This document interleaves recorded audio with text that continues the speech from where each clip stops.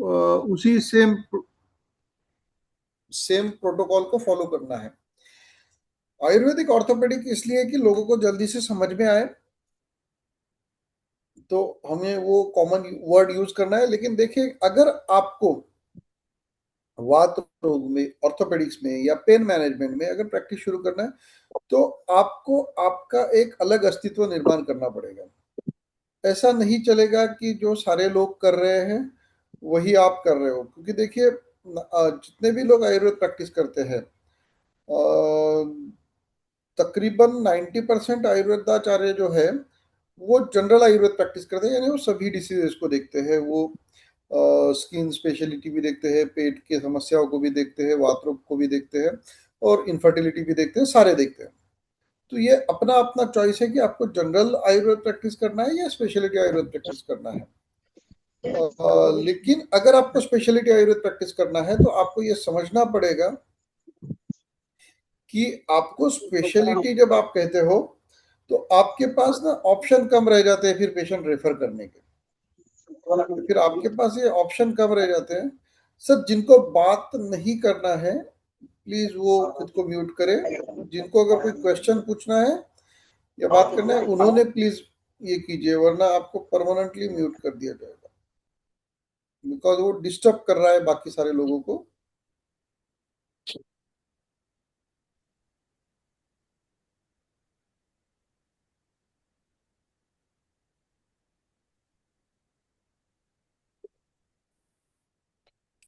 तो अम, आपको खुद को वो काबिलियत आप में लानी पड़ेगी, आपको वो विजन, वो चश्मा पहनना पड़ेगा जो कि एक स्पेशलिस्ट का होता है। क्योंकि फिर आपके पास ये ऑप्शन कम रह जाते हैं, क्योंकि जब आप खुद को स्पेशलिस्ट बुलाते हो या खुद को एक्सपर्ट बुलाते हो तो फिर आपकी तरफ देखने का लोगों का नजरिया और आपका खुद का नजरिया भी बदल जाता है। ऐसा नहीं है कि अगर मैं खुद को आयुर्वेदिक ऑर्थोपेडिक कहता हूँ तो मैं दुनिया की सारी ऑर्थोपेडिक कंडीशंस को ट्रीट कर दूंगा। नहीं, लेकिन एटलीस्ट उनको समझने की तो भी कोशिश करूंगा, क्या हमारे स्कोप में ट्रीटेबल है, क्या हमारे स्कोप में ट्रीटेबल नहीं है।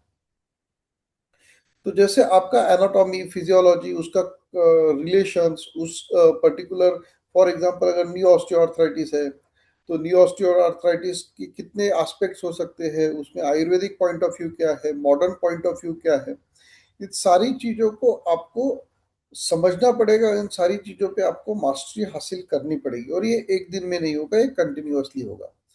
जैसा जिन जिन लोगों ने फर्स्ट लेक्चर अगर अटेंड किया होगा तो हमारा फर्स्ट लेक्चर ही ऐसा था कि नी पेन बियॉन्ड नी, यानी घुटना का दर्द या नी पेन जो है, ये नी पेन के अलावा किन किन कारणों से हो सकता है, आपको ये भी समझना पड़ेगा। क्योंकि अगर आपके पास एक जानुसंधि शूल का पेशेंट आ रहा है, एक नी जॉइंट पेन का, ऑस्टियोआर्थराइटिस का पेशेंट आ रहा है, और आप वही कर रहे हो कि उसका वही स्नेहन स्वेदन, वही जानु बस्ती, मेरा बोलना ये गलत नहीं है, ये करना जरूरी है। लेकिन अगर पेशेंट आपके पास आ रहा है कि भाई मैंने 3 जगह पंचकर्म कर चुका हूँ, मैं 2 जगह जा चुका हूँ, मैंने अग्निकर्म विद्याकर्म कर चुका हूँ, फिर भी मुझे जैसा चाहिए वैसा रिजल्ट नहीं मिल रहा है, तो वो आपके पास एक उम्मीद लेके आ रहा है बिकॉज यू आर एक्सपर्ट। और ये आपकी मोरल ड्यूटी बनती है, आपकी प्राइमरी ड्यूटी बनती है कि आपने उसके साथ न्याय करना चाहिए। देखिए, वो कंडीशन ट्रीटेबल है नहीं ट्रीटेबल है, it is a secondary thing, but first thing आपको टू द पॉइंट डायग्नोसिस तक पहुंचना जरूरी है। इसलिए मैं हमेशा मेरे लेक्चर में कहता हूं कि फोकस ऑन द प्रोसेस। आपका अगर व्हाई क्लियर है तो how is very easy. If a patient come to you with a knee pain, it should be very clear, it should be very clear that why is the pain, why is that symptom, वो symptom क्यों आ रहा है, वो particular ये क्यों आ रहा है, वो साइन क्यों दिख रहा है, वो सिम्टम क्यों आ रहा है। अगर वहां तक आप पहुंच गए तो उसे ट्रीट कैसे करना ये बहुत आसान हो जाता है। Good morning sir, for post of spine surgery cases which ayurvedic medicine can be advised, patient age is 56 years. Dr. Ashwini ma'am, in the last lecture itself I have answered. Now the first question, अभी जो अभी जैसे हम बात कर रहे थे कि why is very important. So for example, for Post-op spine surgery cases, which Ayurvedic medicine? For post-op surgery patient, why you want to give the answer? Why you want to give the Ayurvedic medicine? If the surgery is already done, why you are willing to give the medicine to the patient? आपको दवा क्यों देना है patient को?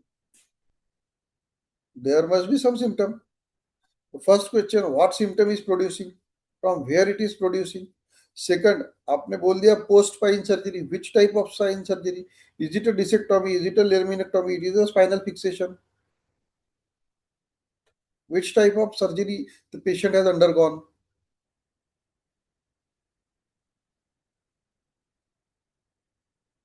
There is nothing called supportive or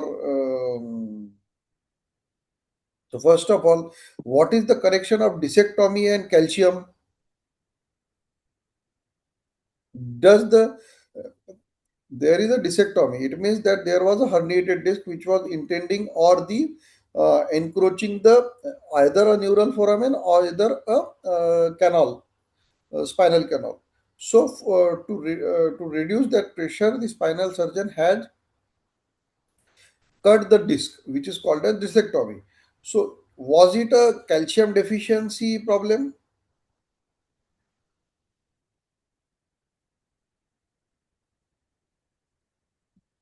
Yes, madam, definitely. Without chiropractic, can do orthopedic specialty practice? Definitely, madam. Itself, Ayurveda Panchakarma, and understanding of the basic principles of Ayurveda and the Panchakarma, you can practice a very good Ayurvedic ortho practice. There is no need of chiropractic knowledge. Yes, you can have it if you are interested. It is better to have it, but it is not the compulsion. So don't get offended that if you don't know about the chiropractic. Or I will say that the pure Ayurved approach can give more precise and more sustainable result than chiropractic.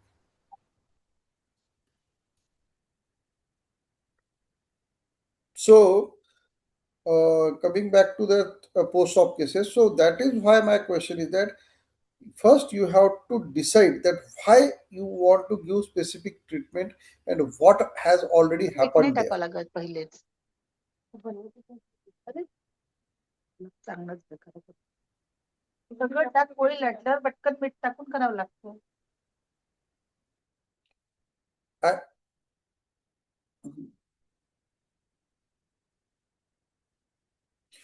that is the that is what I am trying to tell, madam. Please don't get offended. It is not only for you, ma'am. It is for all my fellow practitioners that don't rely on the diagnosis of a orthopedic surgeon or on a radiologist or on a any other modern medicine physician.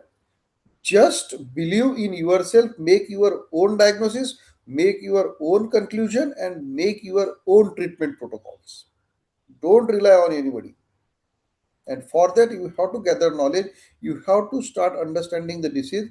That's why today we have created the two part of this sciatica, because when I was in last lecture, in the last lecture, I have seen the sciatica was demanded by many of the practitioners, and hence we have taken the. But when I was preparing the PPT for sciatica, it was such a long subject that it cannot be completed in one single lecture or 30 45 minutes. So we have made the two parts of this lecture. One will be today, and one will be on the next Thursday, on next Wednesday.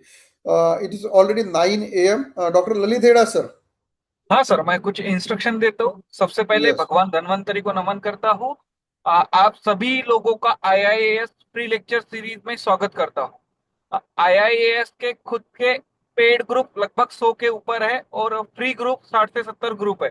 तो मेरी सभी से request है, कोई भी एक free group में आप बने रहिए। हम लोग जो लेक्चर्स के मैसेजेस है, रिकॉर्डिंग्स है, वो सब टेलीग्राम पे शिफ्ट करने वाले हैं।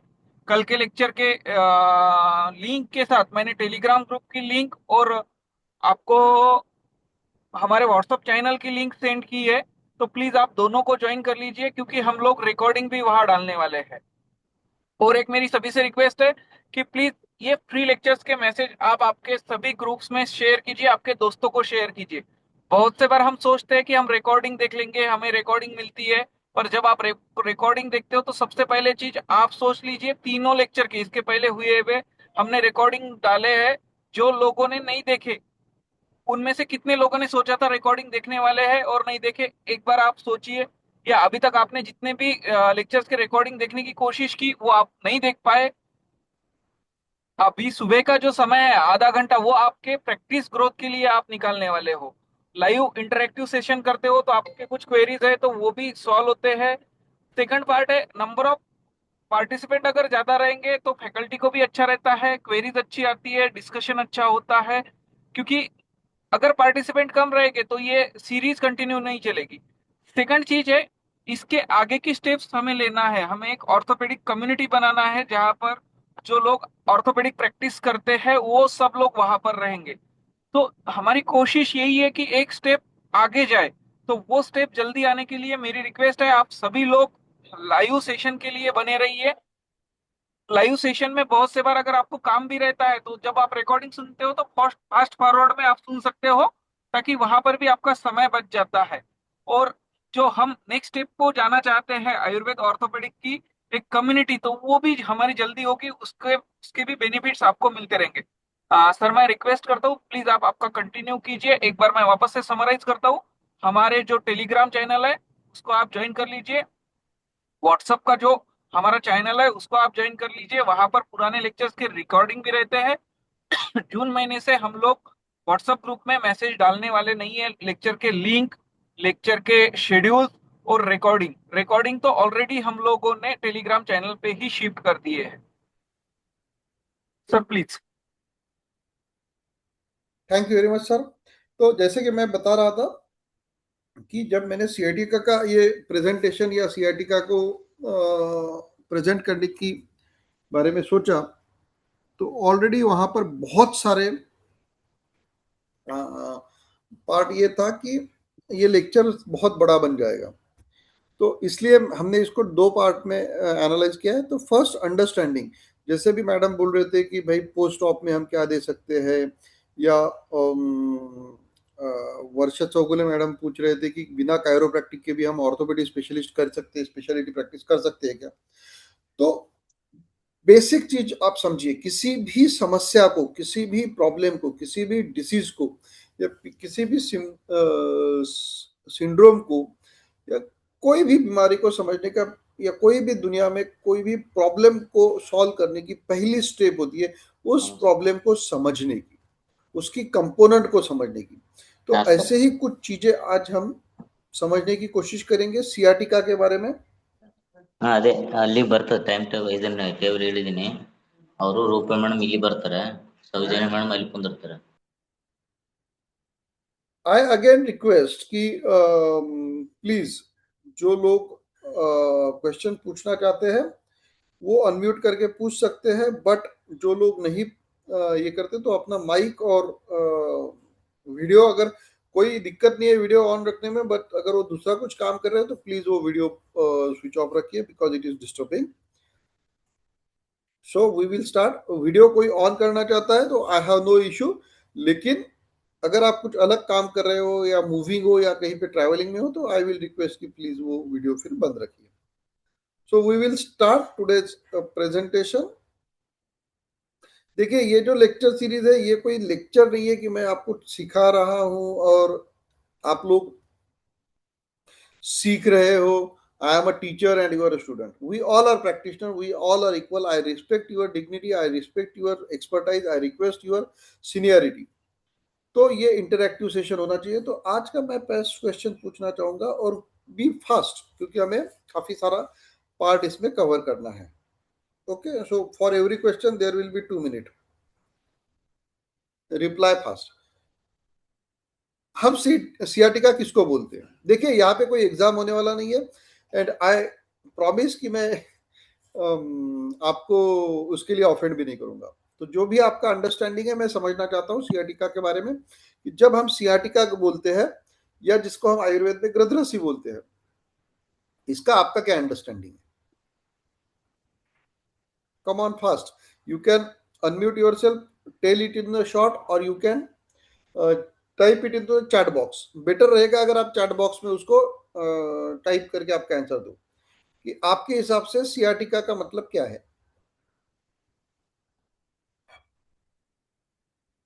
अवरोध, आम, कफ, गुड. गृध्रवत, चलती थी गृध्रसी. Okay. Radiating pain from the hip joint to leg. Okay, good.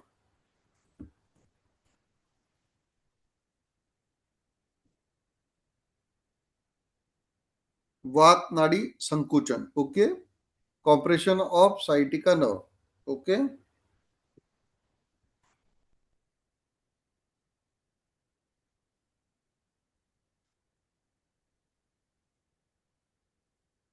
Sciatic nerve compression. Okay. क्षय और अवरोध. ओके.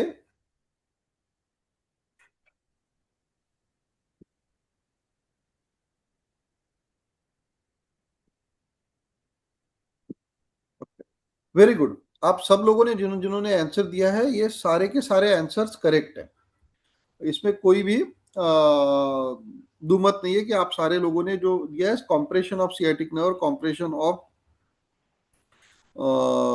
या क्षय अवरोध हो गया, कफ वातज है, वात ताड़ी संकुचन है, radiating pain from hip to joints to leg, ये भी सही है. ये सारी बातें एकदम आपने जो जिन्होंने आंसर दिया है सबने सही आंसर दिया है.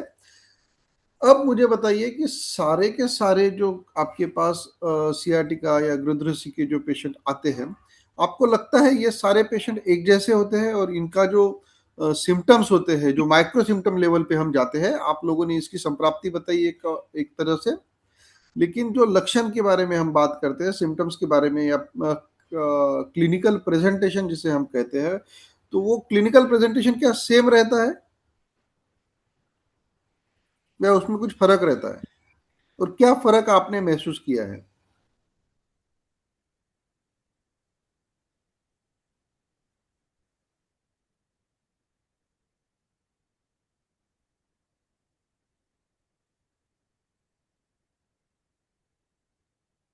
Different companies.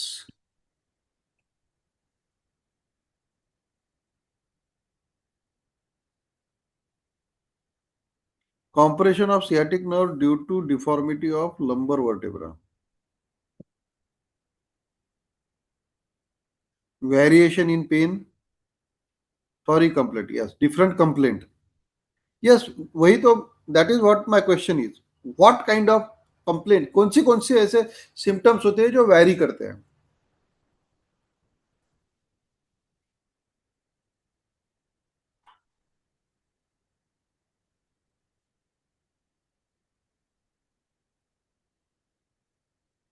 केवल वातज में ओनली पेन. गुड. आमज में कफ अवरोध में शोथ. Yes, good. Lower back pain, radiating pain, pain only up to thigh और pain up to calf. Very good. और पेन टुवर्ड्स टोज, वात पित्त कफज. यस. डिजनरेशन ऑफ वर्टेब्रा में स्लोली पेन बढ़ता है. SLR positive sir. Yes. Stiffness different रहती है. Referral pain at different levels. Very good. Very good. Pain with burning sensation. Yes. Heel pain, कटीशूल, tingling, numbness. Very good. अब आप मुझे बताइए कि ठीक है, यानी आप सब लोग एक काबिल आयुर्वेदाचार्य हैं और काफ़ी दिनों से प्रैक्टिस करते हैं. आपने काफ़ी सारे पेशेंट्स को ट्रीट भी किया होगा, काफ़ी सारी सक्सेस स्टोरीज भी आपके पास होंगी. लेकिन हम थोड़ा सा, जैसे कि हमारा अर्वाचीन आयुर्वेद गुरुकुल का एक मोटो है कि ancient Ayurveda in a modern approach, जिसे हम कहते हैं. Common cannot climb upstairs, cannot sit in Indian toilet. Yes, ये हो सकता है. कैनिन कैनॉट स्टैंड अप शायद बोलना चाह रहे थे madam. Up to 10 minutes also. Pain, burning sensation, disability to walk, जिसे कंबाइनली क्लॉडिकेशन भी कहते हैं. Okay, please stop. Thank you, all you are correct. आप सब लोगों ने ये एक्सपीरियंस किया है कि सियाटिका ये कॉमन डायग्नोसिस डिसीज है, लेकिन इसके जो सिम्टम्स आते हैं, इसके जो पेशेंट प्रेजेंटेशन आते हैं, वो अलग अलग आते हैं। कभी नमनेस होता है, कभी बहुत ज़्यादा पेन होता है, कभी पेशेंट कहता है कि थाई तक ही पेन है, कभी कहता है कि एडी तक है, कभी कहता है कि बिग टो तक पूरे पैर में है, कभी कभी ऐसा भी होता है कि दोनों पैरों में है, कभी कभी ऐसा होता है कि केवल एक ही पैर में है, कभी कभी लोअर बैक पेन होता है, कभी कभी लोअर बैक पेन नहीं होता है, नमनेस और बहुत सारी चीजें इसमें हो सकती है, होती है। अभी बीच में सर ने कहा भी था कि केवल वातज, वात कफज, और अगर उसमें पित्त का इन्वॉल्वमेंट होगा तो फिर कुछ बर्निंग सेंसेशन जैसे पित्त, ये भी आपको उसमें दिखेंगे। somebody's mic is on, please, I request again, please mute your mind.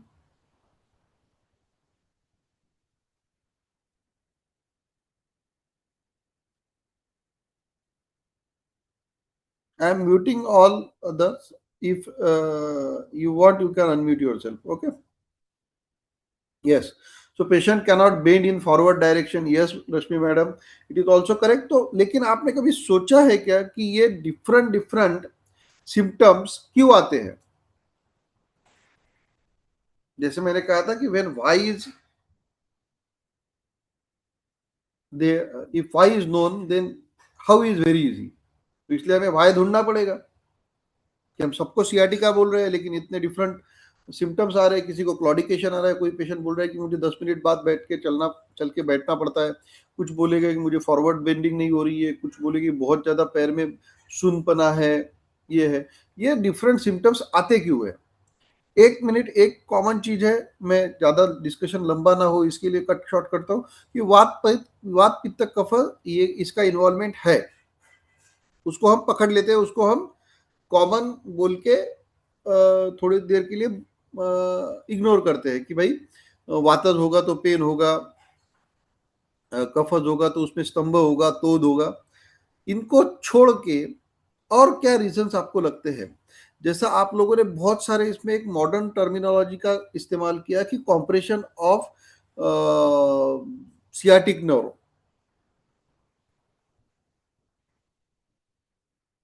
तो ये अलग अलग क्यों होता है? हेतु डिफरेंट फॉर डिफरेंट पेशेंट, ये डेफिनेटली। संप्राप्ति भेद डेफिनेटली वो तो है ही, लेकिन क्या संप्राप्ति भेद है? केवल संप्राप्ति भेद बोल के नहीं चलेगा। क्या एग्जैक्टली संप्राप्ति भेद आपको लगता है? Maybe disc bulb desiccation, ये तो होगा ही, डिस्क बल्ब भी होगा, डेसिकेशन भी होगा, लेकिन फिर सिम्टम क्यों बदलते हैं? कुछ बोलते हैं कि सिर्फ बटक पे पेन है, कुछ बोलते हैं कि थाई में है, कुछ बोलते हैं घुटनों तक है, कुछ बोलते हैं एड़ी तक है, कुछ बोलते हैं कि भाई पूरा पैर सुन पड़ जाता है, चलने में तकलीफ होती है।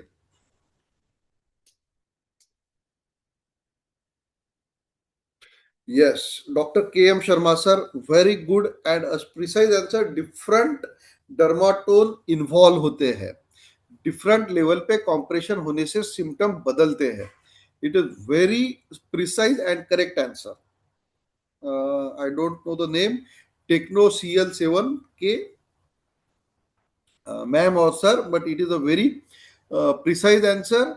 Doctor KM. Sharma sir, different dermatome involving, लेकिन डिफरेंट डर्माटोन क्यों इन्वॉल्व होते हैं? Because of the different level पे कॉम्प्रेशन होता है। It is a very correct and precise answer. अब मुझे एक बात बताइए कि सर, जो सियाटिक नर्व हम बोलते हैं, ये सियाटिक नर्व कहाँ से ओरिजिनेट होती है? उसे नर्व रूट वैल्यू भी कहा जाता है। तो प्लीज बी फास्ट। क्या लगता है, सियाटिक नर्व कहाँ से ओरिजिनेट होती है? और या फिर उसको नर्व रूट वैल्यू भी बोलते हैं कि सियाटिक नर्व की नर्व रूट वैल्यू क्या है?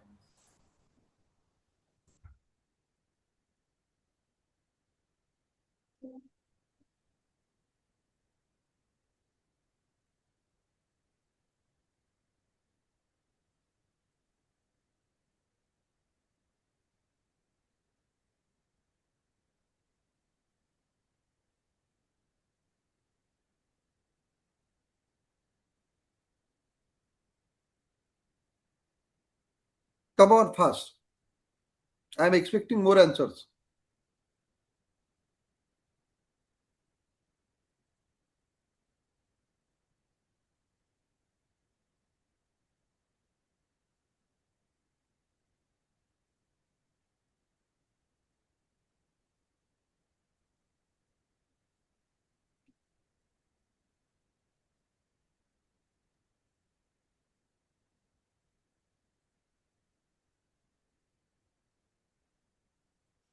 जो फर्स्ट आंसर आया था that was the most correct. I think Dr. Pranav has given the correct answer. L4 to S3 is the nerve root value. Yeah, in L4, L5, S1, S2 and S3, in nerve में से ये nerve fibre जब आते हैं और फिर collectively they form the sciatic nerve. अब बाकी all other answers are partially correct. Wrong नहीं बोलूंगा, but they are partially correct, they are not completely correct. तो अगर L4 L5 में भी नर्व कॉम्प्रेशन है या L5 S1 में भी कॉम्प्रेशन है, इवन दो S1 S2 में भी है, S2 S3 में भी है, तो भी आपको अलग अलग डर्माटोन पे सियाटिक नर्व के अलग अलग सिम्टम्स देखने को मिलेंगे. हाँ, मोस्ट कॉमनली L5 S1 में कॉम्प्रेशन ज्यादा मिलता है. ज्यादातर केसेस में यहीं पे डिस्क डेसिकेशन होती है, because it is a lumbosacral junction और वो बहुत बार वेट बेयरिंग पॉइंट भी बन जाता है. बट ऐसा जरूरी नहीं है. L3 L4 L4 L5 L5 S1 ये किसी भी लेवल पे अगर साइटिक नर्व का कॉम्प्रेशन होता है, और वो compression not because of the degeneration of the vertebral column होता है, बल्कि वो because of the disc desiccation या डिस्क हर्निएशन जिसको बोल सकते हैं, एक्सट्रूजन प्रोट्रूजन, इससे वो हो सकता है. So is this correct? तो डिफरेंट सिम्टम्स डिफरेंट लेवल पे अगर कॉम्प्रेशन होता है तो सियाटिक नर्व कॉम्प्रेस होने की वजह से सियाटिका के सिम्टम्स हमें डिफरेंट पेशेंट्स पे डिफरेंट मिलेंगे. ओके, हम इसको और इसमें बहुत डीप में जा सकते हैं, लेकिन वो बहुत लंबा हो जाएगा. So now we will start today's presentation, जिसमें हम डिस्कस करेंगे कुछ बेसिक पहलू सियाटिका के. सो फर्स्ट ऑफ ऑल, ये हमारे आयुर गुरु एंड ही इज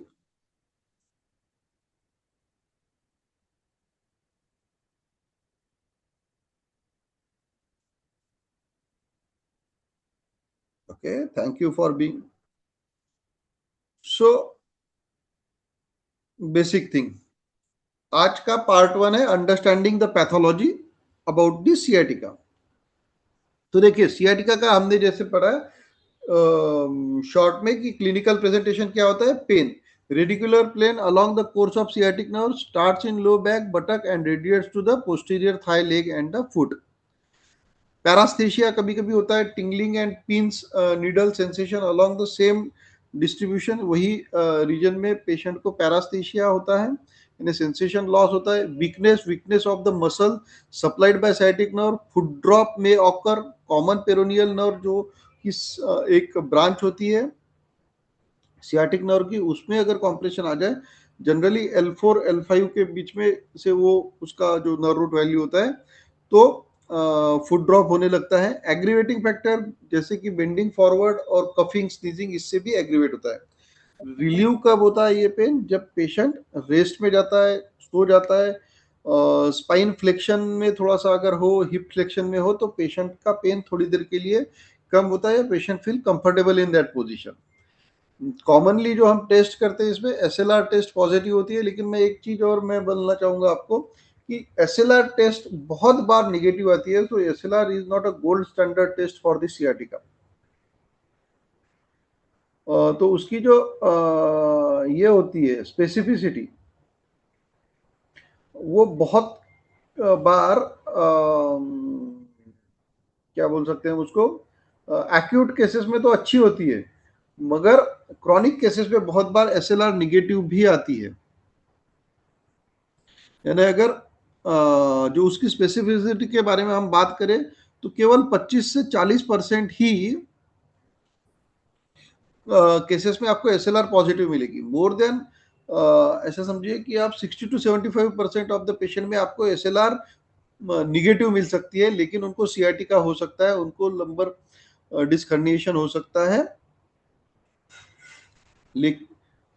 लेकिन उसके साथ अगर आप कॉन्ट्रास्ट या फिर क्रॉस SLR कहते हैं, तो उसकी स्पेसिफिसिटी थोड़ी सी बढ़ जाती है। जब आप इस पैर को उठा के फिर उसको क्रॉस करने के लिए बोलते हैं तो उसकी स्पेसिफिसिटी थोड़ी सी 85% टू 90% तक जा सकती है।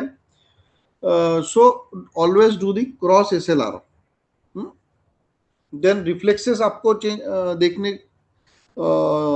देखना बहुत जरूरी है कि नी जर्क आपको L3 L4 की कंप्रेशन के लिए हेल्प करेगा, और एंकल जर्क जो है वो S1 और उसके नीचे के लिए अगर आपका नी का जर्क अगर रिड्यूस है तो आप समझ सकते हैं कि जैसे हमने देखा कि L3 से लेके तो S3 तक, L4 से लेके तो S3 तक नर्व रूट वैल्यू होती है सियाटिका की। तो किस लेवल पे कॉम्प्रेशन है ये आप क्लिनिकली डायग्नोज करने के लिए आपको रिफ्लेक्सेस भी देखना है, SLR भी देखना है। इसके अलावा कुछ और टेस्ट है जो मैं आपके साथ अगले लेक्चर पे डिस्कस करूंगा। आज हम बेसिक देख रहे हैं इसमें, और एंकल जर्क भी रिड्यूस मिलेगा। अब सियाटिका किस किस डिसीजेस के साथ आपको कंफ्यूज कर सकता है, या जिसे हम कहते हैं डिफरेंशियल डायग्नोसिस। तो कौन सा डिफरेंशियल डायग्नोसिस हो सकता है? तो first of all lumbar disc herniation, जिसमें पेन पैटर्न क्या रहेगा? पेन फ्रॉम लो बैक या बटक से लेके थाई, काफ और फुट तक जाएगा। जैसे कि आप यहाँ पे डर्माटोन देख रहे हो कि पूरा लोअर बैक से लेके तो नीचे तक जाएगा। और इसका फीचर क्या रहेगा कि रेडिएटिंग पेन रहेगा below knee, worse with forward bending. अगर पेशेंट आगे झुकता है तो पेन बढ़ता है, कफिंग स्नीजिंग अगर करता है तो पेन बढ़ता है, और मे हैव नमनेस और वीकनेस। पेशेंट को पैरास्थेशिया हो सकता है, वीकनेस हो सकता है, पेशेंट बोल सकता है कि वो पैर गल जाता है, थक जाता है, और मोस्ट ऑफ द टाइम यहाँ पे आपको SLR पॉजिटिव मिलेगी। SLR पॉजिटिव केवल 30 डिग्री से 70 डिग्री में ही हम समझते हैं। अगर 70 डिग्री के ऊपर SLR पॉजिटिव मिल रही है, इसका मतलब वो it is not the sciatica, it is related to the some other pathology like thoracolumbar tightness, या फिर हैमस्ट्रिंग टाइटनेस, या फिर क्वाड्रेटस लंबोरम टाइटनेस। ये अलग रीजन हो सकता है अगर 70 डिग्री के ऊपर अगर आपको SLR टेस्ट पॉजिटिव मिल रही है। Then piriformis syndrome, it is very underrated, लेकिन ये काफी रेयर भी मिलता है। इन 10 में से एक केस को आप बोल सकते हैं कि पायरिफॉर्मिस सिंड्रोम होता है। इसमें मेनली जो पेन होता है वो बटक रीजन में होता है, और may radiate to the upper thigh. ये यानी थाई लेवल तक ही पेन होता है, और जनरली ये बिलो नी नहीं जाता है। But again case to case ये डिफर कर सकता है। तो पायरिफॉर्मिस सिंड्रोम में क्या रहेगा कि बटक में प्रोमिनेंट पेन रहेगा, वर्थ विथ सिटिंग, पेशेंट बोलेगा कि बैठने से बढ़ जाता है, नो पेन नी जैसा मैंने बताया, और नो न्यूरोलॉजिकल डेफिशिएंट, यानी वहां पे आपको जो जर्क है, नी जर्क है या फिर एंकल जर्क है, इसका वीकनेस नहीं मिलेगा, जिसके बाद में उसको पैरास्थेशिया नहीं मिलेगा। तो आप पायरिफॉर्मिस सिंड्रोम वहां पे ये कर सकते हैं। पायरिफॉर्मिस सिंड्रोम में बेसिकली क्या होता है कि जो सियाटिक नर्व जो पास होती है आपके बटक से, वो पायरिफॉर्मिस मीडियस मसल से पास होती है, और अगर वहां पे वो एंट्रैप हो गई, ये पायरिफॉर्मिस मसल में अगर एंट्रैपमेंट होता है, तो देन दिस सिंड्रोम डेवलप होता है। और ये सिंड्रोम फिर जब डेवलप होता है तो वो सियाटिका जैसा ये करता है, बिहेव करता है। इसके लिए फेयर टेस्ट हमें करनी होती है। फेयर टेस्ट में क्या होता है कि जिस साइड में पेन है वो साइड अपोजिट साइड के लेग के नी पे डालना है, और जो अपोजिट साइड का नी है उसको पेट की तरफ पुल करना है। अगर वहां पे पेन रेडिएट हो रहा है, पेन एग्रावेट हो रहा है, तो मोस्ट पॉसिबली वहां पे पायरिफॉर्मिस सिंड्रोम है। देन स्पॉन्डिलोलिथियासिस एंड स्पाइनल स्टेनोसिस, ये दोनों भी हम देखने वाले हैं इसकी केसेस कैसे है। तो इसमें क्या रहेगा, पेन के साथ हेवीनेस इन बैक एंड बटक रहेगा, बोथ थाइज में भारीपन लगेगा पेशेंट को, रिल्यूड बाय सिटिंग। इसमें देखिए अभी पेशेंट को बैठने के बाद अच्छा लगेगा, या फिर फॉरवर्ड बेंडिंग करने के बाद भी पेशेंट को अच्छा लग सकता है बहुत बार, क्योंकि स्पॉन्डिलोलिस्थेसिस भी दो टाइप का होता है, तो एंटेरियोलिस्थेसिस होता है या पोस्टीरियोलिस्थेसिस होता है। और अगेन उसके दो और टाइप होते हैं कि एक स्टेबल लिस्थेसिस होता है, एक अनस्टेबल लिस्थेसिस होता है। तो ये सारी पैथोलॉजीज को आपको समझना पड़ेगा। somebody's mic is on, please I request कि आपका माइक अनम्यूट ना कीजिए जब तक आपको कुछ बोलना नहीं है।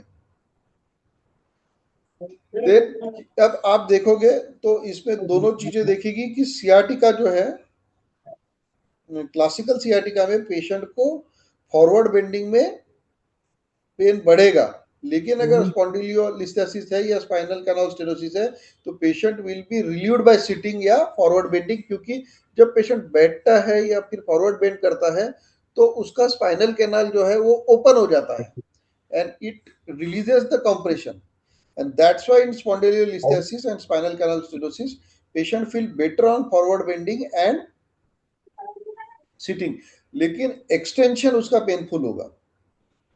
उसमें न्यूरोजेनिक क्लॉडिकेशन होगा, यानी न्यूरोजेनिक क्लॉडिकेशन का मतलब होता है कि पेशेंट बोलेगा 10 मिनट बाद चलने के बाद मुझे बैठना पड़ता है और फिर बैठ के वापस मैं चल सकता हूँ थोड़ी देर, फिर थोड़ी देर बाद वापस बैठना पड़ता है। This is the classical sign जिसमें आपको स्पाइनल कैनाल स्टेनोसिस है। Then pain heaviness in both leg रहेगा, worse on walking and standing रहेगा, खड़े रहने पे पेशेंट का पेन बढ़ेगा। पेशेंट विल टेल यू कि 10 मिनट से ज़्यादा, स्पेशली जो महिलाएं होती है, लेडीज होती है, वो बोलेगी कि रोटियां बेलने तक भी मैं खड़ी नहीं रह पाती हूँ या खाना बनाने तक भी मैं खड़ी नहीं रह पाती हूँ, फिर बैठना पड़ता है, फिर थोड़ी बैठ के थोड़ी देर फिर मैं और काम कर पाती हूँ। तो इसमें वॉकिंग टॉलरेंस टेस्ट आप कर सकते हैं। Pain on walking relieved by bending forward, अगर पेशेंट को आप थोड़ा सा आगे की तरफ झुका के चलाओगे तो पेशेंट विल टेल कि हाँ मुझे अभी थोड़ा सा बेटर लग रहा है, लेकिन अगर पेशेंट स्ट्रेट पोस्चर में चलने की कोशिश करेगा तो पेशेंट का पेन वर्स्ट होगा और क्लॉडिकेशन फील होगा। देन चौथा जो इसका साइटिका के साथ जो सबसे ज्यादा कॉन्ट्राडिक्ट करता है, जो है सैक्रोइलियक जॉइंट डिस्फंक्शन।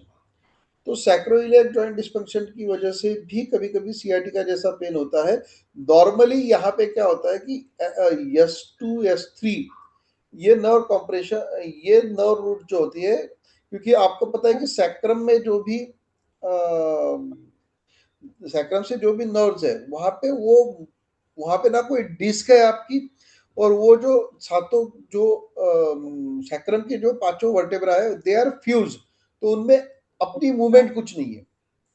लेकिन इंडियम बोन के साथ जो सैक्रोइलियाटिक जॉइंट वो बनाते हैं, सैक्रोइलियाक जॉइंट बनाते हैं, तो अगर उसमें डिस्फंक्शन हो जाए तो फिर S2 S3 नर्व रूट आपका कॉम्प्रेशन हो सकता है and that will give the pain over the one side of buttock may radiate to the back and thigh. तो फिर वो आप वहां पे कंफ्यूजन हो सकते हैं कि यार ये सयाटिका है, और फिर आप उसका सियाटिका के लिए आप अग्निकर्मा करो या फिर आप उसको कटी बस्ती करो या और कुछ करो, लेकिन पेशेंट को रिलीफ नहीं मिलता है बिकॉज कि वो लंबर में प्रॉब्लम नहीं है, that problem is in sacroiliac joint. तो इसलिए डिफरेंशियल डायग्नोसिस करना बहुत जरूरी होता है सियाटिका में। जैसा localise pain over SIJ, sacroiliac joint पे जो पेन होता है उसके बाद में रेडिएशन जनरली बिलो नी नहीं होता है, ऊपर हो सकता है। वर्थ विथ प्रोलॉन्ग स्टैंडिंग, बहुत देर खड़ा रहने के बाद पेशेंट को तकलीफ हो सकता है। जैसा अभी किसी ने बताया भी था कि climbing stairs, actually climbing stair एक क्लासिकल साइटिका का सिम्टम नहीं है, मगर ये क्लासिकल एसआईडी डिस्फंक्शन यानी सैक्रोइलियक जॉइंट डिस्फंक्शन का ये क्लासिकल सिम्टम है कि पैर सीढ़ियां चढ़ते हुए पेशेंट को पेन होता है। No neurological deficient, no neurological deficient में क्या होता है कि जनरली नमनेस या ये पेशेंट को नहीं मिलेगा या फिर कम मात्रा में रहेगा, जितना सियाटिका में सीवियर होता है उतना सीवियर नहीं मिलेगा।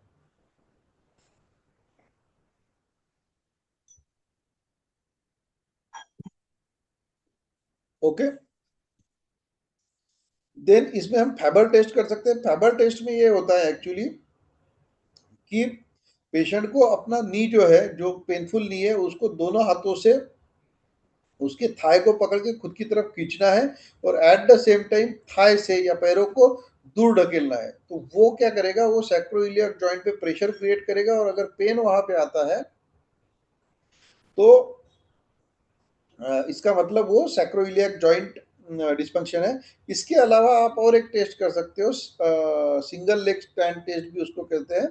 एक पैर पे पेशेंट को खड़ा कीजिए, अगर पेशेंट का बैलेंस या पेशेंट का पेन आ रहा है बटक में या सैक्रोइलियक जॉइंट पे उस साइड में अगर वो एक पैर पे खड़े होते हैं तो then it is also can be a sacroiliac joint dysfunction. Is it clear up till now? Now Ayurveda में जो गृध्रसी को हम कंपेयर करते हैं सियाटिका के साथ, उसमें देखिए कि क्या है कि चरक संहिता में जो श्लोक आया है उसके हिसाब से क्या है कि pain begins in the gluteal region and radiate subsequently to the lower back, thigh, knee, calf and foot. This condition is known as the गृध्रसी, अ टाइप ऑफ वात डिसऑर्डर.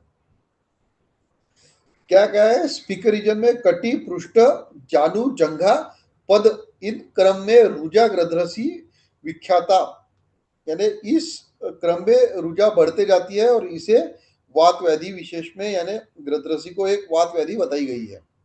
अब इसके जो फंक्शन बताए गए हैं कि पहले तो वातज लक्षण जो है केवल वातज लक्षण, उसमें क्या है रुक स्तंभस्थात तोद स्पंदन विशेषता. Key feature include pain, stiffness, pricking sensation and muscle twitching. यानी बहुत बार पेशेंट बोलता है तड़तड़ कर रहा है, फड़फड़ कर रहा है, तो ये जो है ये लक्षण आता है वातज में. वात रक्तज भी बोल सकते हैं या वातज में. और वात कफज रुद्रसी में क्या आएगा, तंद्रा, गौरव, अरुचि, स्तिमितम, गन्मनम. यानी symptoms include heaviness in body, lethargy, loss of appetite and slow और रिस्ट्रिक्टेड वॉकिंग. यानी इसको हम क्लॉडिकेशन के साथ ये कर सकते हैं. तो अभी देखिए कितना सिमिलर है मॉडर्न गृध्रसी या मॉडर्न सियाटिका और आयुर्वेद सियाटिका या फिर गृध्रसी. और इसको हम वातज और वात कफस में दो हिस्सों में हम इसको डायग्नोसिस कर सकते हैं और उस हिसाब से ट्रीटमेंट प्रोटोकॉल फिर हम सेट कर सकते हैं. तो इसीलिए डायग्नोसिस जो होता है किसी भी इसका रेडीमेड ट्रीटमेंट या रेडीमेड हल ढूंढने से अच्छा आप उसमें थोड़ा सा डीप में जाके डायग्नोसिस करने की कोशिश कीजिए. सुश्रुत संहिता में भी लगभग वही बताया है कि pain affecting the gluteal region, back, thigh, knee, calf, feet is term गृध्रसी, प्राइमरी कॉज बाय एग्रेवेटेड वात. तो जहां तक सुश्रुत और चरक का इस पे मानना है करीब करीब सेम ही मानना है, हम इसके ज्यादा डीप में नहीं जाएंगे. माधव निदान में क्या गया है, माधव निदान में भी करीब करीब radiating pain with twitching and stiffness in lower limb is identified as गृध्रसी. तो अगर देखा जाए कि हमने सारे मैंने चरक, सुश्रुत, भाव प्रकाश में भी इसका काफी अच्छा वर्णन आया है, डिटेल में वर्णन आया है. तो अगर हम इसको कुल मिला के देखेंगे आयुर्वेद पॉइंट ऑफ व्यू से, तो जो पेन जो होता है वो start from the spike that is gluteal region और सब्सिक्वेंटली वो सिक्वेंटली वो फिर स्प्रेड होता है कटी, पृष्ठ, उरु, जंघा, उरु, जानु, जंघा और पाद में यानी फीट में. तो यही करीब करीब अगर हम देखते हैं तो जो सियाटिका में मैंने दिखाया था आपको फर्स्ट स्लाइड कि यही पैटर्न जो है वो सियाटिका में लंबर हर्निएशन में भी आपको सेम टू सेम देखने को मिलता है.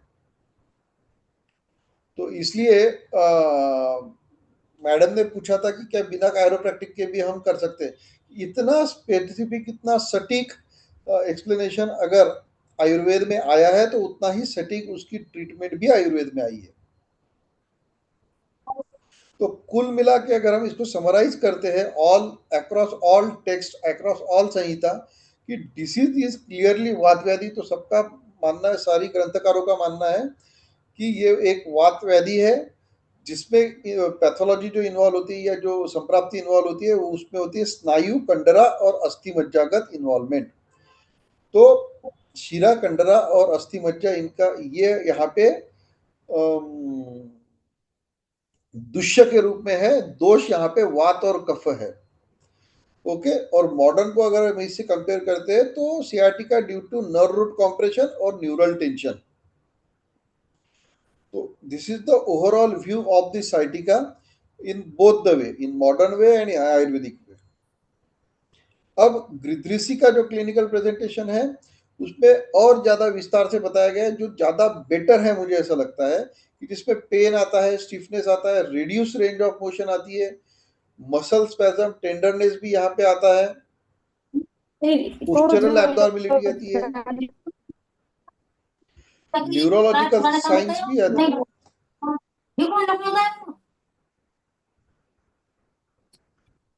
हम लोग का हमारे पास काम नहीं बताया ना बात में बोलना ना भाई ना तुम मग जेवण दिवस ना हात मग ना नवीन का हम लोग सुनी पण गाडी मैडम गाडी प्लीज, गेली Snehal madam, doctor Snehal madam,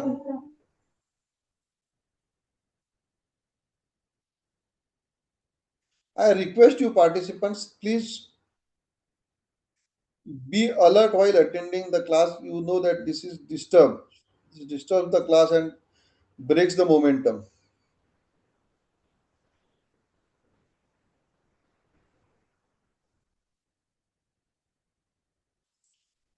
single leg standing finding क्या हो गए मैडम? सिंगल लेग स्टैंडिंग में जो लेग अफेक्टेड होगा या जो सैक्रोइलियक जॉइंट अफेक्टेड होगा वो पेनफुल होगा उस पैर पे, अगर पेशेंट खड़ा होता है तो सिंगल लेग पे।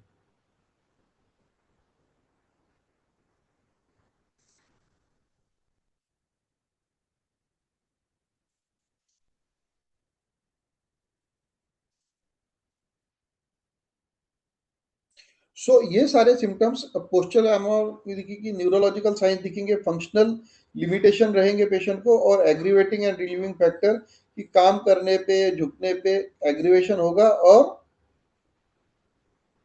रेस्ट करने पे वो पेशेंट विल फील बेटर।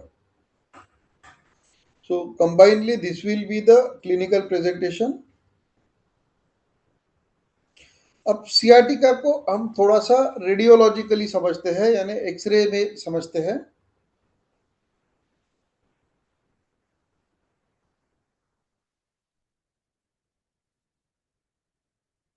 अब कुछ पर्टिकुलर केसेस में आपके साथ शेयर करने जा रहा हूं जिसमें कैसे अलग अलग एक्सरे दिखते हैं सियाटिका में।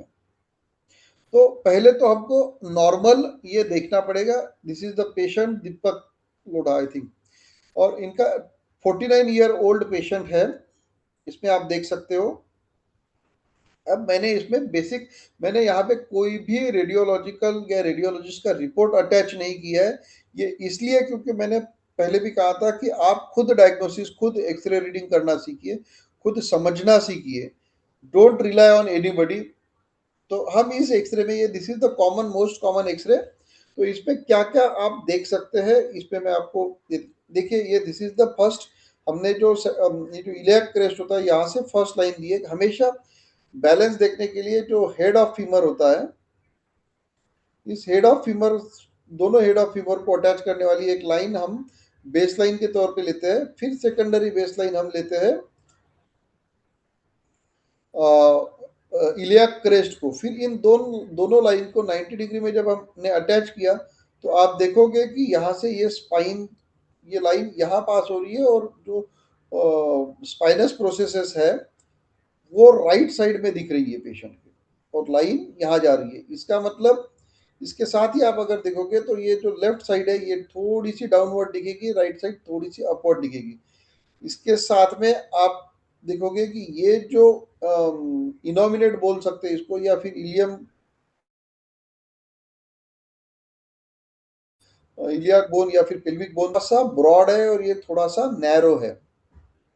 एक्चुअली इसमें कंप्लीट पेल्विक नहीं आया है, लेकिन इसमें आप देख सकते हो। इसके बाद में आप अगर कॉकिक्स देखोगे तो ये कॉकिक्स जो है ये टुवर्ड्स द, ये प्यूबिक सिम्फाइसिस के साथ अलाइन होना चाहिए, मगर ये स्लाइटली टुवर्ड्स द राइट है। और अगर आप इसके दोनों भी एजेस देखोगे, ये फर्स्ट एग्जाम, ये this is L5, this is L4। तो अगर आप देखोगे कि ये L4 का जो डिस्टेंस है पेल्विक से ये कम है फ्रॉम लेफ्ट साइड, और राइट साइड में ये डिस्टेंस ज़्यादा है। तो it is suggesting that there is a compression या shortening of the left leg. और आमतौर पे मसल्स जो है वो दिखनी नहीं चाहिए एक्सरे में, लेकिन अगर आप देखोगे तो ये जो दोनों मसल्स यहाँ से दिख रही है आपको, these are the quadratus lumborum muscles. और ये जो मसल्स है ये दोनों साइड से प्रोमिनेंट दिख रही है। इसका मतलब इन मसल्स में टाइटनेस है, स्टिफनेस है। और इसमें भी आप देखोगे तो लेफ्ट साइड की मसल ज्यादा प्रोमिनेंट दिख रही है rather than right side. So it means that there is a tightness in the lumbar region on the left side. Got it? अब आते हैं लेटरल व्यू में। तो लेटरल व्यू में क्या होता है कि this is the mid line जो फ्रंट और बैक को डिफरेंशिएट करती है। तो जब हमने ये L1 वर्टेब्रा को मिड पॉइंट निकाला और वहां से 90 डिग्री में हम जब नीचे आए मिड लाइन, तो इसका नॉर्मल होता है कि जो आपका 2/3 ऑफ द वर्टेब्रल बॉडी होती है, वो 2/3 of the vertebral body should be anterior to this mid line, यानी इस मिड लाइन के सामने होनी चाहिए 2/3, और 1/3 of the vertebral body should be behind. लेकिन इसमें आप देख सकते हो कि it is almost crossing in the centre of the vertebral body. तो इसका मतलब क्या है कि यहाँ पे स्ट्रेटनिंग ऑफ द स्पाइन है। यहाँ पे क्या है? स्ट्रेटनिंग ऑफ द स्पाइन है। यहाँ पे लॉस ऑफ लंबर लॉर्डोसिस है और पेशेंट का ये जो स्पाइन है ये स्ट्रेट हो चुका है। और मोस्ट ऑफ द टाइम जब ये ऐसा फाइंडिंग आपको मिलता है तो it is not related to spinal degeneration, but it is related, हो सकता है, इट इज नॉट कंपल्सरी कि नहीं होता, but most of the time it is because of the tight thoracolumbar fascia या tight thoracolumbar and core muscles. तो ऐसे वक्त हमें वहां पे एक्सक्लूसिवली स्नेहन स्वेदन करके, एक्सक्लूसिवली पेशेंट को मूवमेंट करके वहां की फ्लेक्सिबिलिटी बढ़ानी जरूरी है। अब अगर इसमें देखोगे आप तो यहाँ पे ये न्यूरल फोरामेंस आपको दिख रहे हैं। ये न्यूरल फोरामेंस ओपन है, लेकिन L5 और S1 का न्यूरल फोरामेन यहाँ पे क्लियरली नहीं दिख रहा है। तो might be there is a compression और पेशेंट को जो सिम्टम्स थे वो भी सियाटिका जैसे ही थे। अब अगर आप देखोगे तो ये दो दो डॉट्स मैंने यहाँ बना के रखे। ये डॉट्स इसलिए बनाए हैं कि वी आर सीइंग कि क्या वो अलाइनमेंट में है या फिर लिस्थेसिस जैसी कंडीशन है। So this is the basic x-ray reading of the lumbar. Then अब इस केस में हम देखते हैं कि ये एक अलग केस और पेशेंट का एज इज 65 ईयर्स ओल्ड। तो अभी आप इसमें देख पाओगे कि अगर इस लाइन को हम ये करते हैं तो यहाँ पे स्कोलियोटिक चेंज दिख रहा है। अगर आप ये एजेस देखोगे तो यू कैन क्लियरली सी कि राइट साइड के एजेस में कॉम्प्रेशन ज्यादा है और लेफ्ट साइड का एज ओपन है। उसी के साथ coccyx is moving towards left. और ये दोनों ऑब्चुरेटर फोरामेन को अगर हम यहाँ से अटैच करेंगे तो यू कैन सी कि राइट ऑब्चुरेटर फोर राइट जो प्यूबिक बोन का जो लोअर एंड है वो ज्यादा नीचे है और इसका ऊपर है। तो इसका मतलब क्या है कि राइट साइड का जो पेल्विक बोन है ये पोस्टेरियरली गया है और ये एंटेरियरली गया है। इसका मतलब उसको सैक्रल टॉर्शन कहते हैं। तो ये पेशेंट को जो है ये सैक्रोइलियक जॉइंट डिस्फंक्शन है जैसे हमने डिस्कस किया। क्योंकि अगर आप लंबर में आते हो और इसकी लाइन इमेजिन करते हो तो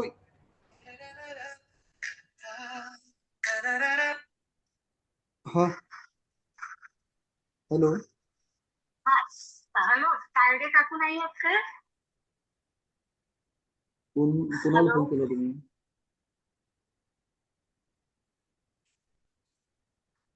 सॉरी। सो ये जो है इसमें आप देख पाओगे कि जो राइट साइड के एजेस है ये स्मॉल हो चुके हैं, लेफ्ट साइड के ओपन हो रहे हैं। लेकिन अगर आप इसका लैटर देखते हैं तो there is a well defined disc और कहीं पर भी आपको बहुत ज्यादा डिस्क में डिजनरेशन नहीं दिख रहा है। लेकिन और जो न्यूरल फोरामेन है वो भी सारे के सारे ओपन दिख रहे हैं।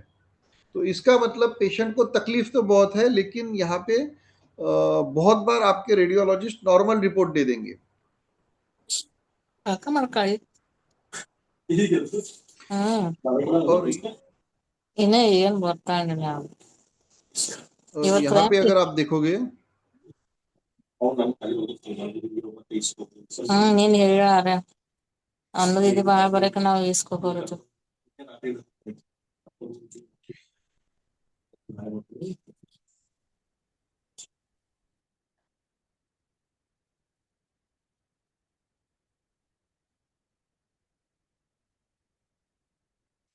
Madam, after telling again and again, kindly keep your, if you are not participating in any conversation, please mute your, I have to again and again do that, and it is disturbing the tempo.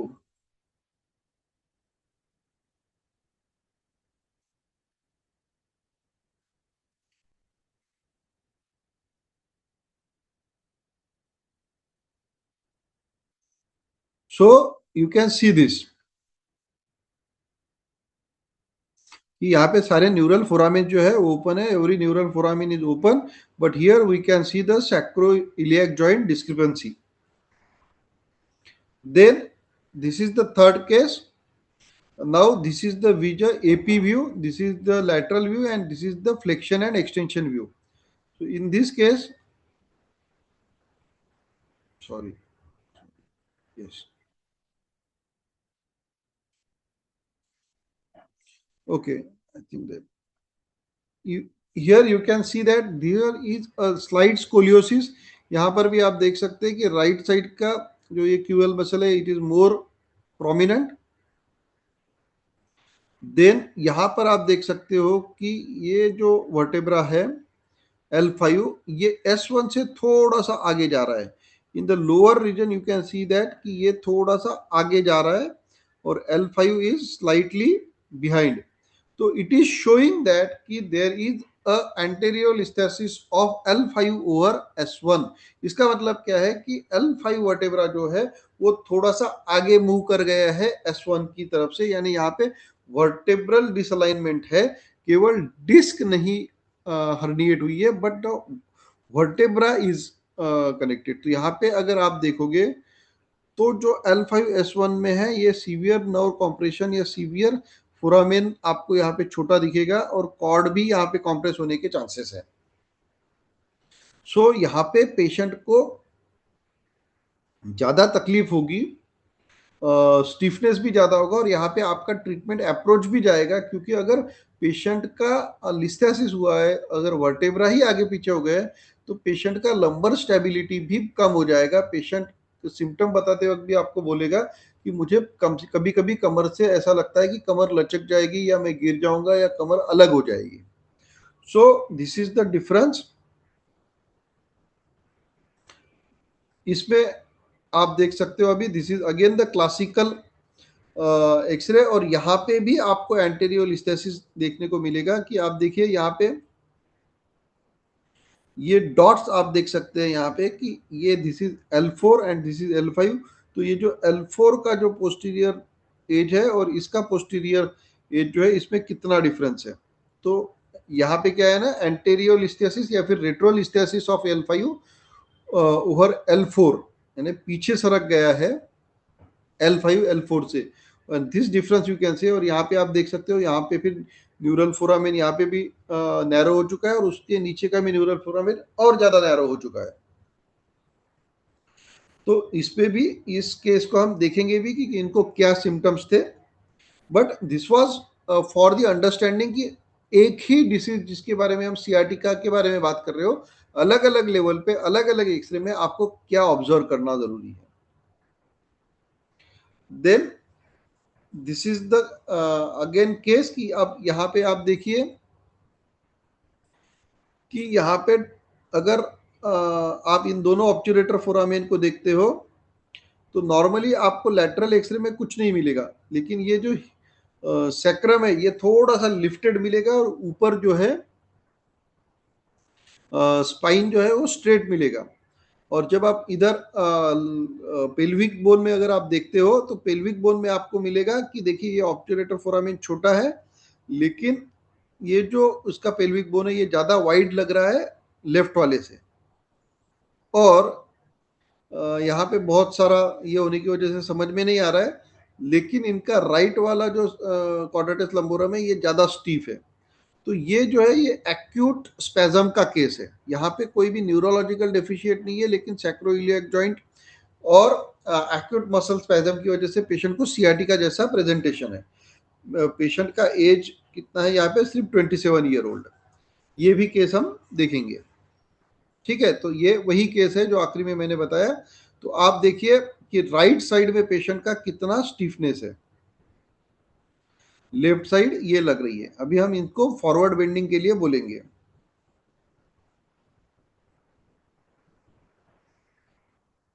Patient झुक सकता है, लेकिन आप देख रहे हो कि patient का जो लेफ्ट लेग पे प्रेशर आ रहा है और ये टाइट लग रहा है. once again,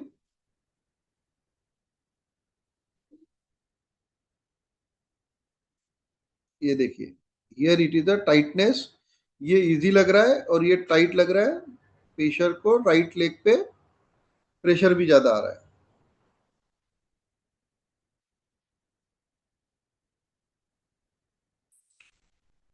ओके, तो इसका केस हम देखेंगे ऑन रियल पोर्टल।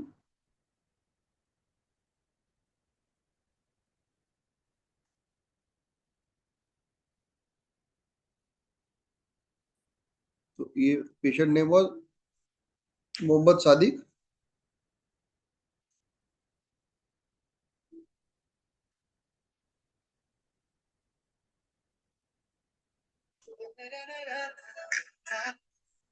शीतल,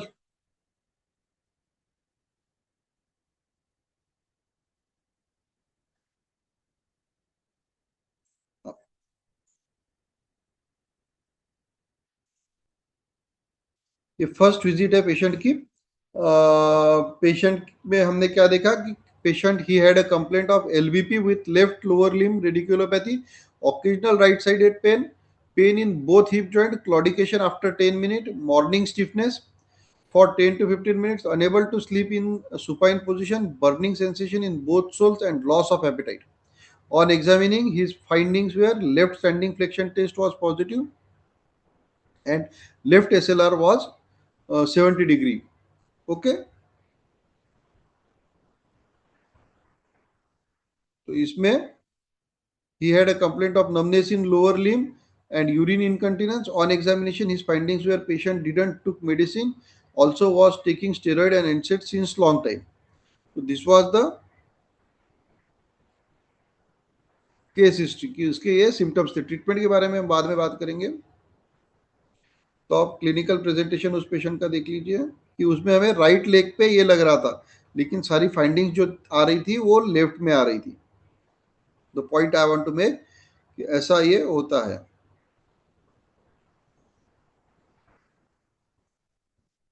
यही वो एक्सरे मैंने आपको दिखाया था।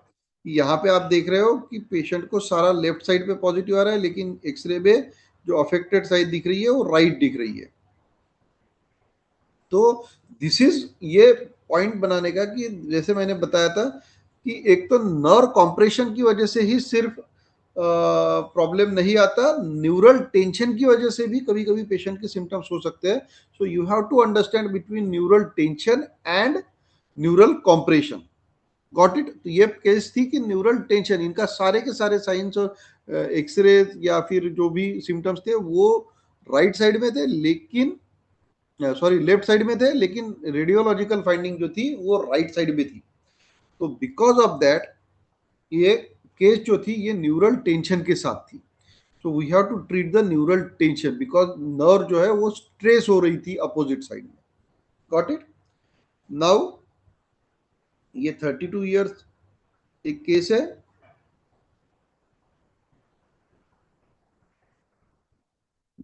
इसको हम देखते हैं। He has a complaint of LBP with with right radiculopathy, no tingling numbness. यानी केवल पैर में दर्द था, तकलीफ थी, लेकिन उसको कोई ये नहीं था, न्यूरोलॉजिकल साइन नहीं था, बस पेशेंट को पेन और डिस्कम्फर्ट था राइट साइड में। अब इसको जब हम देखेंगे इसका एक्सरे,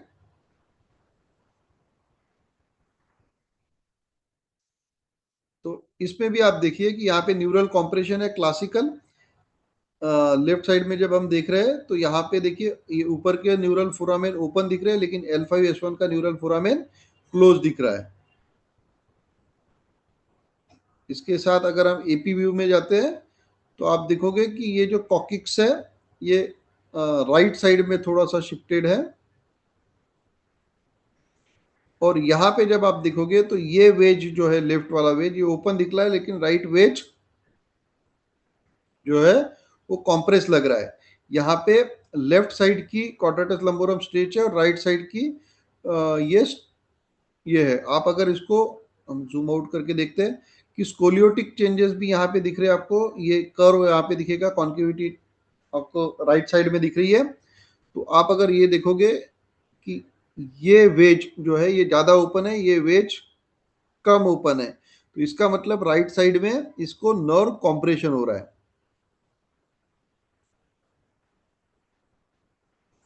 गॉट इट?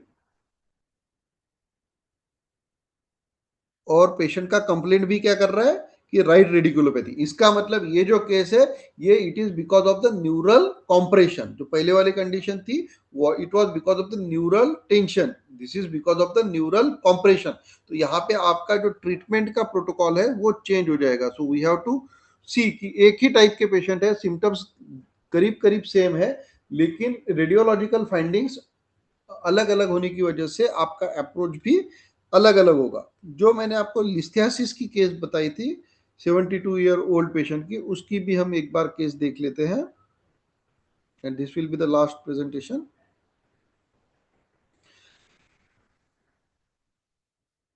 कि Dongre temperature was 90 he was diagnosed with known case of STN. He complained about LBP with morning stiffness and lower limb radiculopathy with numbness. यहाँ पे हेवीनेस पेशेंट को है, नमनेस भी है, और उसके बाद में मॉर्निंग स्टिफनेस भी है। तो मॉर्निंग स्टिफनेस जो है ये केवल आम तो बताता ही है, लेकिन इसके साथ में मॉडर्न टर्मिनोलॉजी के हिसाब से या मॉडर्न इसके हिसाब से भी वो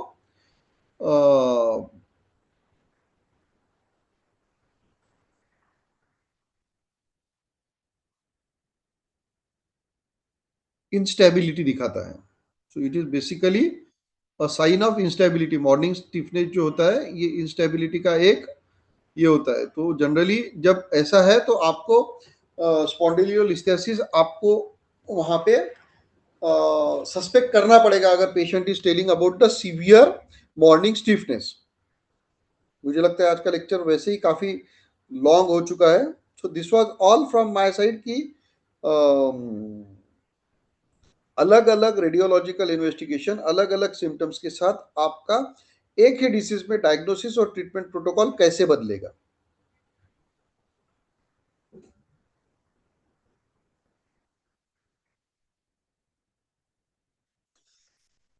Now we will have a short question answer session for 10 minutes. So first question, what may be the cause for piriformis syndrome, and do we need to treat like a Grudrasi line of treatment? First of all देखिए madam, इसको आपको समझना पड़ेगा कि when we are speaking about the रुद्रसी, तो मैंने अभी आपके साथ अलग अलग कंडीशंस डेवलप डिस्कस की है। अगर पेशेंट को स्पाइनल कैनाल स्टेनोसिस है तो वहां पे अवरोध है, और वो अवरोध होने की वजह से आपको वहां पे अवरोधात्मक या उसका जो ये है अवरोध दूर करने वाली ट्रीटमेंट आपको वहां पे बस्ती धारा ये करना पड़ेगा। लेकिन अगर पायरिफॉर्मिस सिंड्रोम है तो it is entrapment of the muscle. तो ये एक मांस धातु से मांस धातु या फिर आप बोल सकते कि स्त्रोतोवैगुण्य वाला बीमारी हो गया। तो इसका जो संप्राप्ति है वही अलग है। तो वो आप सिंपल ये क्या बोल सकते हैं वेदन कर्म से भी आप पायरिफॉर्मिस सिंड्रोम ट्रीट कर सकते हो, या एक्सरसाइज से भी ये ट्रीट कर सकते हो, क्योंकि वहां पे डीजनरेटिव क्षय जन्य पैथोलॉजी नहीं है, क्षय जन्य संप्राप्ति नहीं है। लेकिन अगर ग्रद्रसी जिसे हम कहते हैं, जिसको आप स्पाइनल कैनाल स्टेनोसिस या फिर डिस्क हर्निएशन की वजह से है, तो वो एक क्षय जन्य संप्राप्ति है। तो उन दोनों का ट्रीटमेंट सेम कैसे होगा? यहाँ पे अवरोधात्मक यह है उपस्तंभित वात की चिकित्सा करनी पड़ेगी, और वहां पे क्षयजन्य वात की चिकित्सा करनी पड़ेगी। So there will be a different approach. How to make difference between वातज एंड वात कफस गृद्रसी? Madam I have already suggested कि वातज अगर है तो उसमें पेन ज्यादा रहेगा, टिंगलिंग रहेगा, पेशेंट आते बराबर दर्द की कंप्लेंट करेगा, और कफ वातज में वो स्तंभ करेगा, भारीपन लगेगा, उसको चलने में तकलीफ होगी, स्वेलिंग हो सकती है, पीडलिडिमा हो सकता है। तो ऐसी बहुत सारी चीजें हो सकती हैं। तो वातज और वात कफज में वो डिफरेंस आ जाएगा।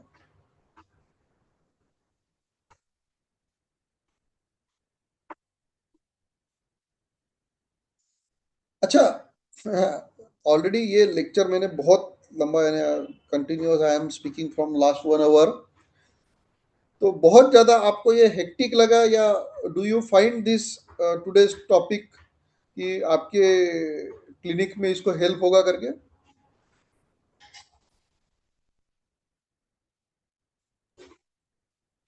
Because in the नमस्ते सर। next part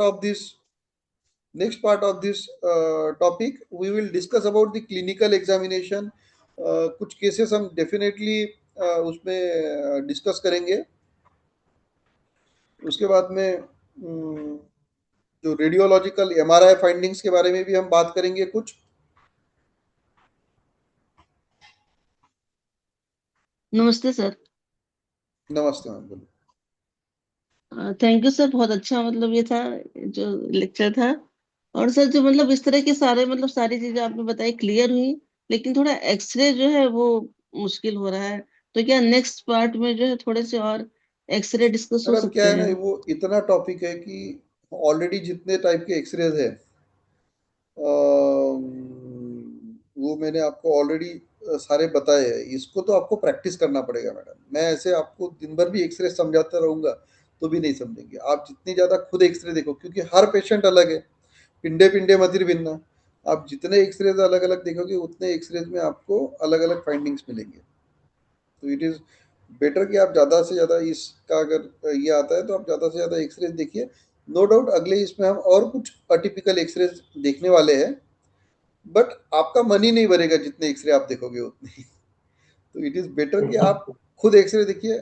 आपको अगर कुछ एक्सरे में इश्यू आ रहा है तो you can discuss with me, या फिर आप ग्रुप में डाल के उसको हम ये कर सकते हैं। Okay sir, thank you sir. Hello yes sir. Sir, नमस्ते सर। सर, एक नमस्ते केस डिस्कस करना था मुझे। सर। हेलो। केस डिस्कशन हम यहाँ पर नहीं नहीं, लेते खाली हैं, पूछना उसका है था रीजन सर। ऐसा। ये आपने इससे रिलेटेड है। तो एक पेशेंट है मेरे पास एडमिट, उनको खाली ग्रेड 1 लिस्थेसिस है, L4 L5 S1 पे, लेकिन पूरा वो तो पैरालिस हो गए। Hello. Sir that is what I am saying कि उसमें बहुत सारे इम्पैक्ट आएंगे। जैसा अच्छा, उनका एमआरआई का क्या ये है? MRI में L5 S1 में ग्रेड 1 लिस्थेसिस है सर, बस। वो तो समझ गया मैं, लेकिन उसके बाद और भी कुछ फाइंडिंग्स बाकी होगी। कुछ नहीं है, दूसरा अदर फाइंडिंग कुछ नहीं है सर। सर फिर वो एक्सरे एमआरआई ही इनकम्प्लीट है, क्योंकि ओके। उनका cord AP diameter of the cord जो होता है वो हम्म। किस लेवल पे कितना है, that makes the difference. Normally जो हमारा स्पाइनल कैनाल होता है that is 1.5 1.2 to 1.5 centimetre broad होता ओके। है। अगर उनको स्पाइनल कैनाल स्टेनोसिस है okay. With listhesis, it is not important the grade of the listhesis. ऐसे भी पेशेंट है हम्म। जिनको ग्रेड 3 ग्रेड 4 लिस्थेसिस है। मेरे अगली इसमें मैं वो केस भी प्रेजेंट करूंगा शायद, कि जिसमें ग्रेड 3 ग्रेड 4 लिस्थेसिस है मगर पेशेंट का कॉर्ड कॉम्प्रेशन नहीं है। ओके तो अगर सर। कॉर्ड कॉम्प्रेशन नहीं है, न्यूरल कॉम्प्रेशन नहीं है, तो पेशेंट को न्यूरोलॉजिकल साइंस और सिम्टम्स नहीं मिलेंगे। Okay sir. लेकिन अगर ग्रेड 1 क्या, अगर लिस्थेसिस ना भी हो और केवल हम्म। डिस्कर्निएशन होगा और हम्म। उसका cord compression is below 8 mm, हम्म। 8 mm से नीचे अगर कॉर्ड कॉम्प्रेशन होगा तो देन इट विल बी उनको न्यूरो डिफिशिएंट मिलेंगे। फिर बॉवेल ब्लैडर का इन्वॉल्वमेंट मिलेगा ओके सर। और अदर चीजें का इन्वॉल्वमेंट उसमें उसको मिलेगा। तो ऐसा केवल लिस्थेसिस है या नहीं है, केवल इस एक पॉइंट ऑफ व्यू से आप उसको डायग्नोसिस नहीं कर सकते। ठीक है सर। मैं आपको उनका MRI भेजता हूँ सर बाद में। चलेगा। हेलो। ठीक है सर, आप। यस बिल्कुल चलेगा। Okay sir. Thank you sir. Yes welcome. Any other query? Why we are avoiding case studies कि बहुत लंबा चल जाता है, कंप्लीट इंफॉर्मेशन कभी कभी नहीं होती है, and all others get then disturb. हाँ, आपको डाउट होगा, डायग्नोसिस में डाउट होगा। जैसा मैडम ने पूछा कि हम पायरिफॉर्मिस का और ग्लूटाथेरासी की एक जैसी ट्रीटमेंट कर सकते हैं क्या? जैसा मैडम ने पूछा था कि भाई हम किसने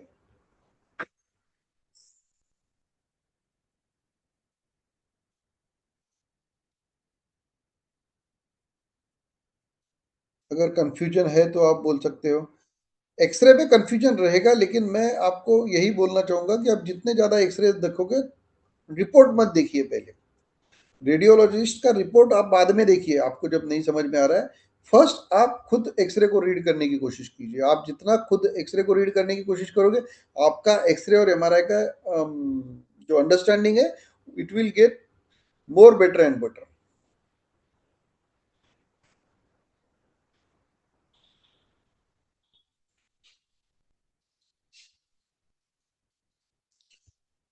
एनी अदर क्वेरी और क्वेश्चन?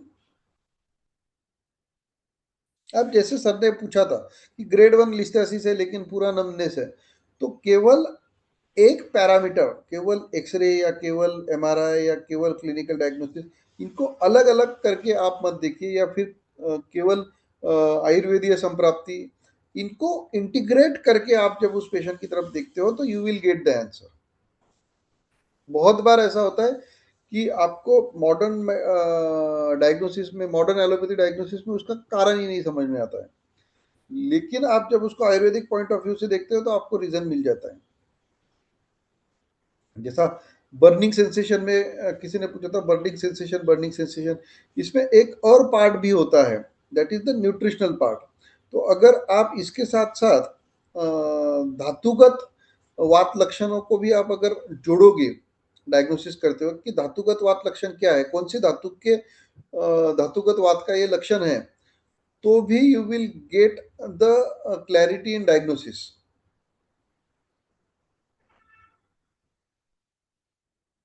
कॉक्सिजियल पेन ज्यादा रहेगा तो मैडम इसमें दो तीन रीजन हो सकते हैं कि या तो पेशेंट को ट्रॉमा होगा, ओल्ड ट्रॉमा हो सकता है, जिसके बाद में आपको एक्सरे में देखना पड़ेगा कि कॉकिक्स की जो ये है पोजीशन है वो है क्या, क्या कॉकिक्स का पोजीशन कुछ चेंज हुआ है, वो आपको चेंज करना पड़ेगा।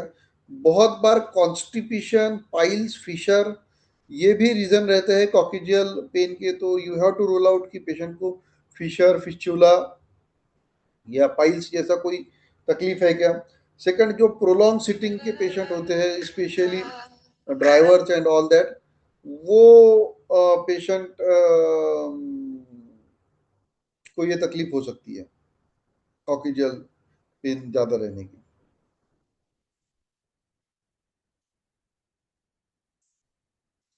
Okay, if the question and answers are over, can we log out?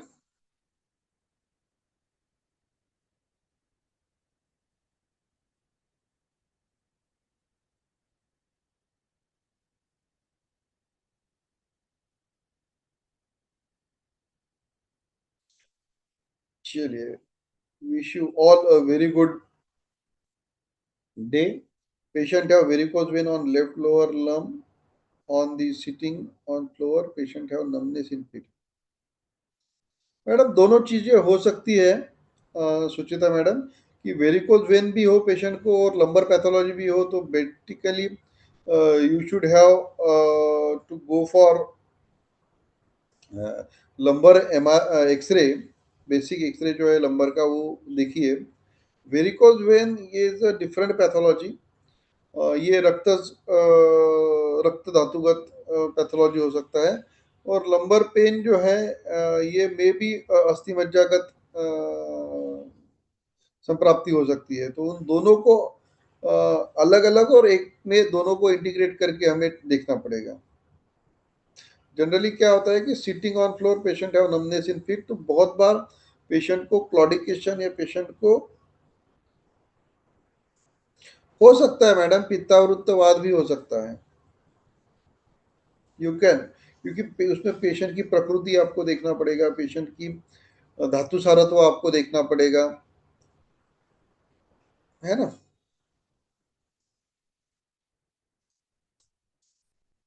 चलिए, wish you all a very good day, have a nice time ahead.